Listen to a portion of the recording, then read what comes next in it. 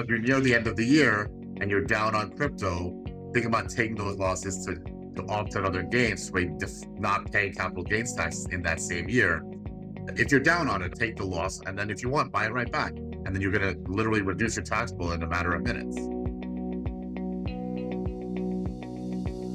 The biggest loopholes when it comes to investing with crypto and saving on taxes. Number one, I would go with using your retirement account to invest in crypto. Again, we're not recommending you do that, but if you are a little more risk averse, you're a little bit on the younger side, you have more time to access these retirement funds. There's so many different ETFs, mutual funds, crypto related stocks that you can buy, trade with your retirement account, whether it's an IRA or 401k. And all of those gains, of course, will be tax deferred or even tax free, depending if it's a Roth or not. And there's even types of insurance, cash value insurance policies that you can buy these same funds or stocks with that, again, grow tax free. So that's really the number one biggest loophole when it comes to retirement and crypto investing.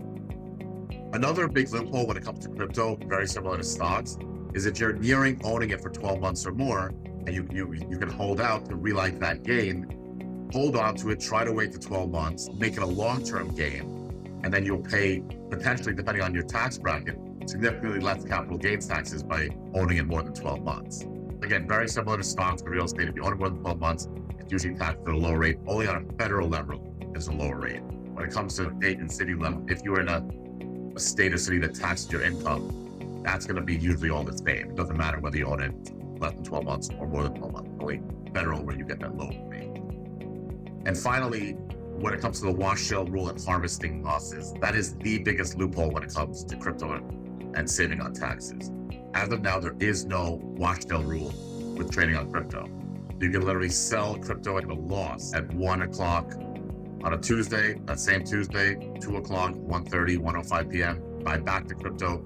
It doesn't stop you from taking that loss you have against other gains from real estate, stocks, whatever. You take that loss, you sold it at 1 p.m. and buy it back a minute, an hour, 2 hours a day, whenever you want, buy it back. Since you're still getting that loss, but you're still invested in that same crypto. So again, a very important big loophole that still exists as of now, and it doesn't look like it's going to change anytime soon.